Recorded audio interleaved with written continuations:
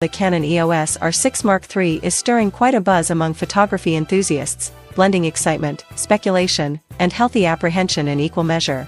Though Canon hasn't dropped any official confirmation yet, rumors, sightings, and leaks have shaped a vivid picture. This new mirrorless marvel may be just around the corner. Let's unpack everything we've heard, and weave in fresh keywords like hybrid shooter innovation, full-frame evolution, next-gen imaging, and pro-grade ergonomics. Sensor spec overhaul? Hybrid shooter innovation meets next-gen imaging. At the heart of this conversation lies the sensor, a topic generating spirited debate. Initial whispers suggested Canon might opt for a conservative 24-megapixel chip, possibly mirroring the full-frame sensor found in the EOS R3.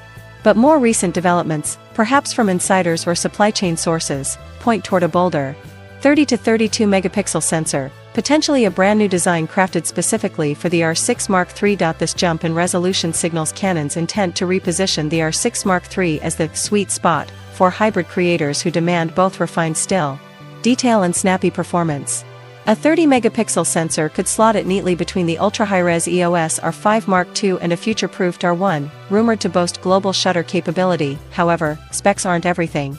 According to the chatter, Canon plans to preserve the R6 line's celebrated responsiveness by tuning readout speed and autofocus, ensuring a potent balance of resolution, speed, and accuracy, hallmarks essential for both photo and video professionals.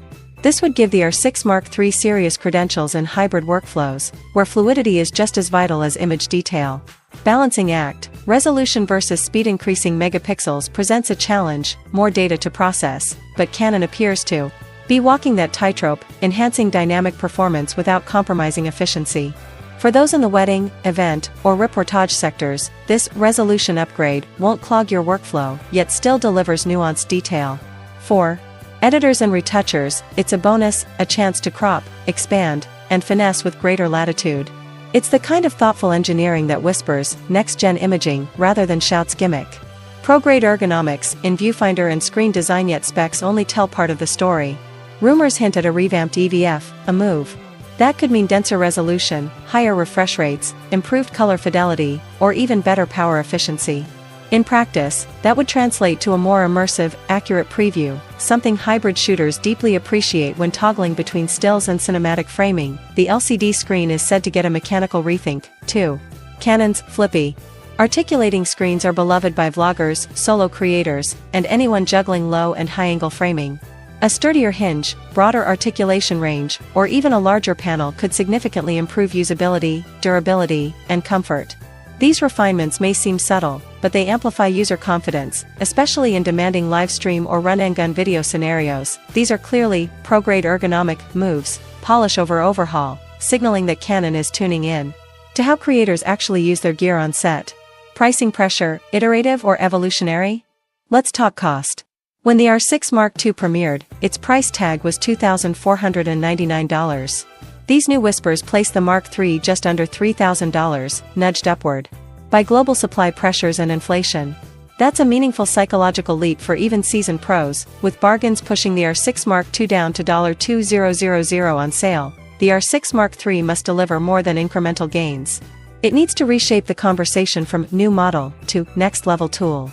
If Canon pulls in true next-gen imaging, hybrid-ready features, and ergonomic refinement, that higher price becomes an investment, not a stretch. Firmware features. Could C-Log 3 for stills be a game-changer? One of the most intriguing bits of talk isn't hardware at all, firmware. Canon shooters have long clamored for C-Log 3, and specifically, its dynamic range benefits, to extend beyond video to still pictures. Other brands offer log profiles across both media, empowering hybrid creators with powerful grading flexibility. If Canon finally enables C-Log 3 for still captures on the R6 Mark III, it could mark a pivotal shift in how the brand serves the hybrid creator market. A tweak like that might appear subtle, but for videographers turned photographers, or vice versa, it signals that Canon is listening and aligning with creative workflows where boundaries blur. Launch timing, late summer move, strategic pairing. Projected launch timing? August 2025. Rumors seem to hold steady, with Canon's typical late summer macro schedule. What's caught attention is the possibility of simultaneous reveals, both R6 Mark III and R7 Mark II.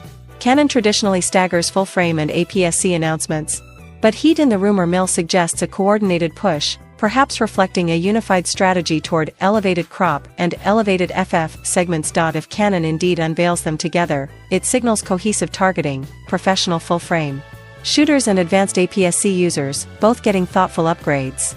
Incrementalism versus radical innovation, but not everyone's ready to upgrade. Among existing R6 or R6 Mark II users, many express satisfaction. After all, 20 to 24 megapixels is task-ready for wedding, editorial, and commercial needs. The R6 Mark II brings blazing autofocus, robust buffer depth, and pro-level image quality. Without breakthrough features, like global shutter, bold video codecs, or log for stills, you risk alienating your most loyal base. Feedback threads tend to echo this sentiment, make me want to trade up. If the Mark III doesn't flip that switch, it may position itself as an attractive pick for first-time full-frame buyers, but not a must-have for current R-series pros. Canon's broader momentum stepping back, Canon's overall momentum remains strong. The R6 Mark II recently received a firmware refresh, polishing autofocus, HDMI output, and stability. On the business side, the EOS R5 Mark II and creator-forward PowerShot V1 are driving solid sales, and even compact cameras are making surprising comebacks. The imaging division is on track to move over 3 million units in 2025, an estimated 5.4% year-over-year boost. Surveillance and network imaging, particularly in Europe and the US, posted a 17.5% increase last quarter.